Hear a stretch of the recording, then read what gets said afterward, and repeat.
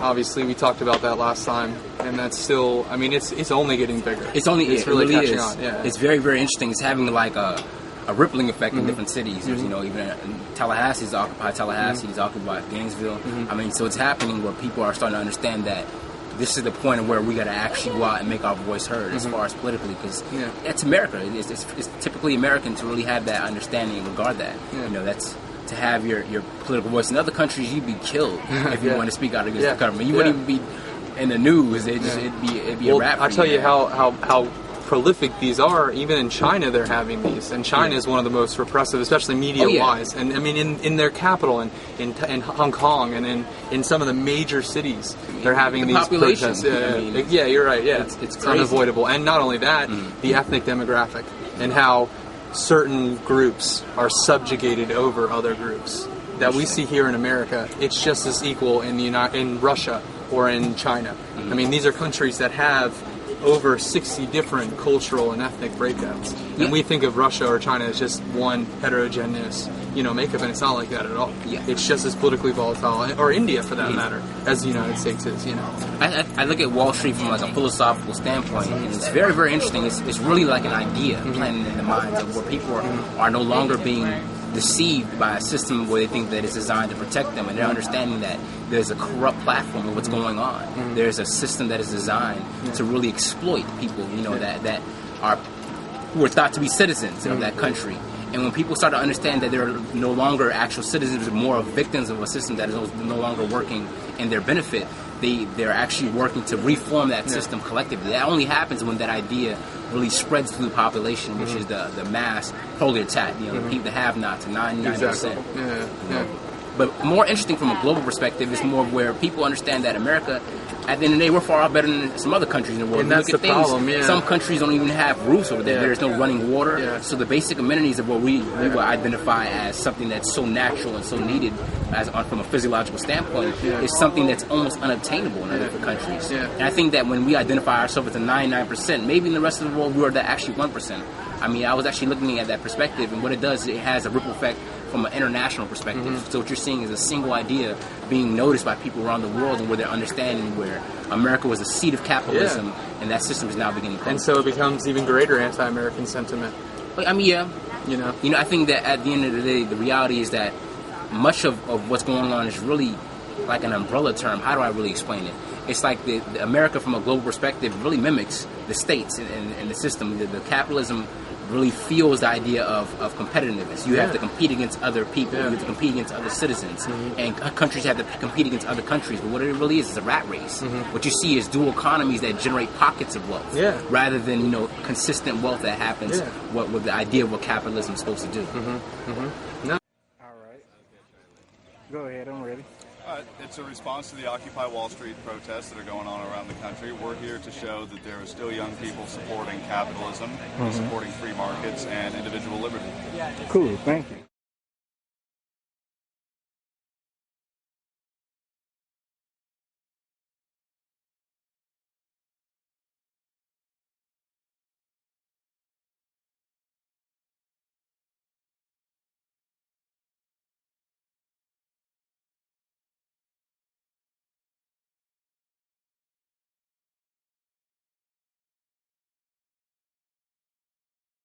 Subjugation and oppression, and then they take on uniform forms in almost every nation that embraces this, with the exception of like Cuba or Venezuela or Ecuador, who are trying to make more socialist moves, Yeah, but when I look at America, I think what differentiates it most is that the reality is the situation that there's so much control what goes on. I mean, in certain places where you have the colonialized and the colonials, you have that bar where there's violence. There's people, even with what was going on with apartheid, they were actually looking at that where they understood that, look, this is your role, what you're supposed to do, and if you try to come in this role, we're going to kill you, or we're going to actually use this violence. And it generated that tension. There was that conflict, that uncomfort that happened between those two classes. In America, you don't see that uncomfort.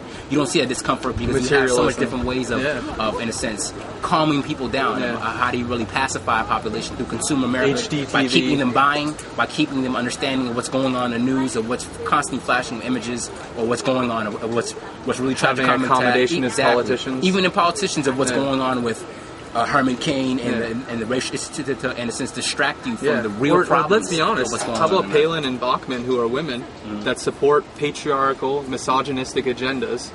That they continue to put women down, yet they want to be a male role model in their own position as president and support systems that continue to keep women down.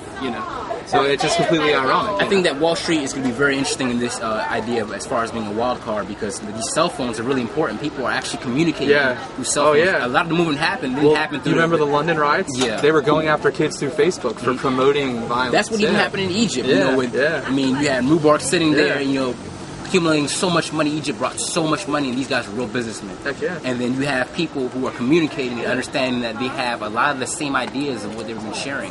And when people get to that point of where there's enough to understand that, look, we're all in the same bucket and we're being held victim, and we have to change this, then I think that changes. So it'll come down to when Americans get to the point where the last weapon they have is their ship, and that they can take it and that they can, utilize it. And then that will be, but until, now, we don't know. Our last weapon is what we can go home and turn the TV on and forget about it.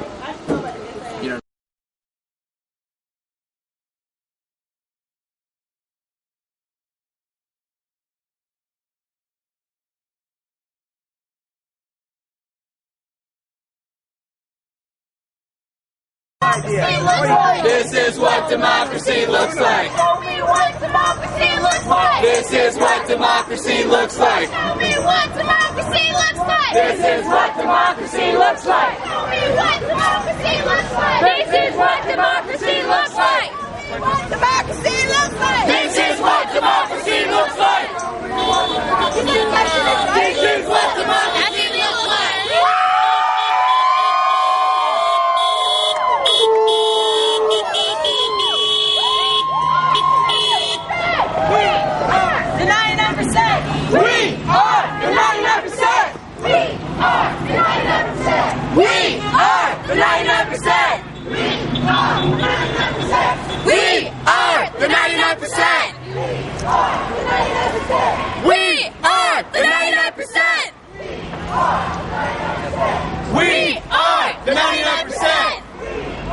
This sounds upside. We are the 99%. Is it supposed to be like that?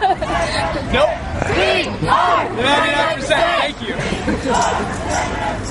We are the 99%. We.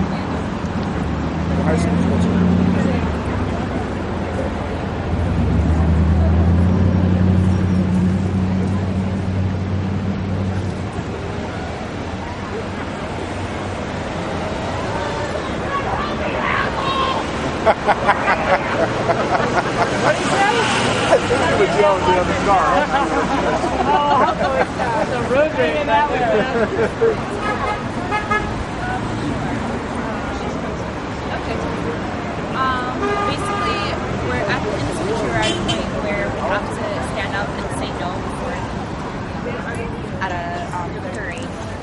My parents are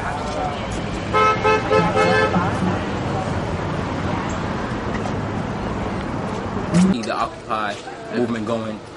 Generally, just as far as, not so much as having complete anarchy, but it's peaceful. It's this peaceful form where people are making their political grievances heard. Where, look, this is a situation, we understand what's going on, and you have these people who are benefiting off our failure, our collective suffering. Exactly. Yeah. I mean, I think that at the end of the day, it's really a failure when you see somebody who's not able to obtain what that person is potentially able to do so. Yeah. I look at some of our people around us. We're so bright, but we're actually not so much as product of our system, but there's so much hindrances and so much ceilings of what we have to break and we have to actually go through and elevate ourselves through that it really takes a lot more time on us. It hinders the progress of success. As opposed to the kid who has the dad who's already in the business and then just gives the business to the kid. I mean, it's not so much, it's inevitable. The reality of the situation is that the system is going to have a point of equilibrium where it's going to reset itself.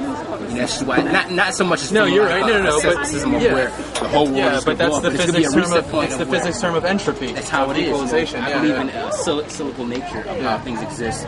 I think it's natural what's going to happen. That power is going to be redistributed back to the people because it's being more collective to a few individuals. It's naturally going to be dispersed. But I don't think capitalism is natural, so it can't work on that framework. Not at all. I think what it happens is that it takes a conscious movement. More of it is really a crisis of consciousness. It would have to be the people. It doesn't happen through the seats of the church. It doesn't happen through the seats of politics. It takes an analysis in the system and an understanding of where it deprives us of our humanism, of what we're going on. And that's the word. When you have people who are just Republicans don't use that word. No, matter of fact, if you're a humanist, that's what happened with Rick Perry. When he had made that mistake of identifying his feelings. The Republicans don't want you to feel; they want you to be the decision maker. This is what's happening because if you have human feeling, you're able to be swayed by human opinion. So I think that the reality is that when people take the humanistic aspect of what's going on, and it desensitizes our consciousness. It closes us up in a sense to where turns us into machines. We're no longer human beings. We're actually consumers. We're actually units. Autobots. We're units. And a unit is just dying. It's just okay. It's replaceable. It's a normal resource. It's countless units. And outside sources. So it really is the idea of consciousness of where what identifies a human being as being a human being. And it comes right back to that platform. Humanism. Stop! The power of the people can't stop. Say what? Can't